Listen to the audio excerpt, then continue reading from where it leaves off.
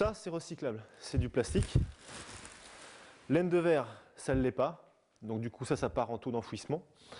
Le bois, du bois sec non traité, c'est recyclé. Donc ils en font des granules pour chauffer les maisons, par exemple. 75% des déchets issus de chantiers de construction sont recyclables. Et pourtant, ces derniers sont très souvent détruits par les ouvriers.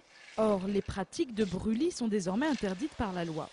C'est pourquoi Jean-Frédéric Magda a créé son entreprise de nettoyage et recyclage de déchets de construction sur Angers. Pour l'instant, sa clientèle est ciblée sur les constructions écologiques. Le groupe Habitat Plus est engagé dans une démarche environnementale et plus particulièrement une démarche générale HQE.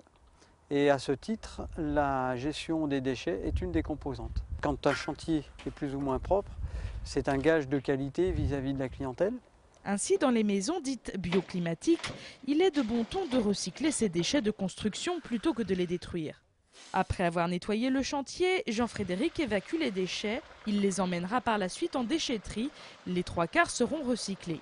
Ce concept est représenté par une centaine d'entreprises en France. Cette idée a été importée récemment dans notre pays, alors qu'il existe depuis plusieurs dizaines d'années en Allemagne, en Suisse et en Suède. On peut faire de grandes choses avec une idée qui me paraît sympa, simple, mais où il y a tout à faire. Avec les Grenelles de l'environnement qui est sorti, bientôt les acteurs de la construction de maisons individuelles auront l'obligation d'avoir une traçabilité des déchets, sachant que les artisans les évacuent à moitié.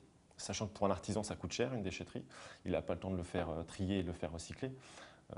Donc voilà, on est dans une ère vraiment où on peut faire notre place. On aurait fait ça il y a 10 ans, on serait pris une belle claque. Pour l'instant, Jean-Frédéric essaie de trouver un maximum de clients. Depuis 6 mois qu'il a créé sa société, il ne se paie pas de salaire. Il attend les prochains mois et les prochains contrats pour consolider son entreprise.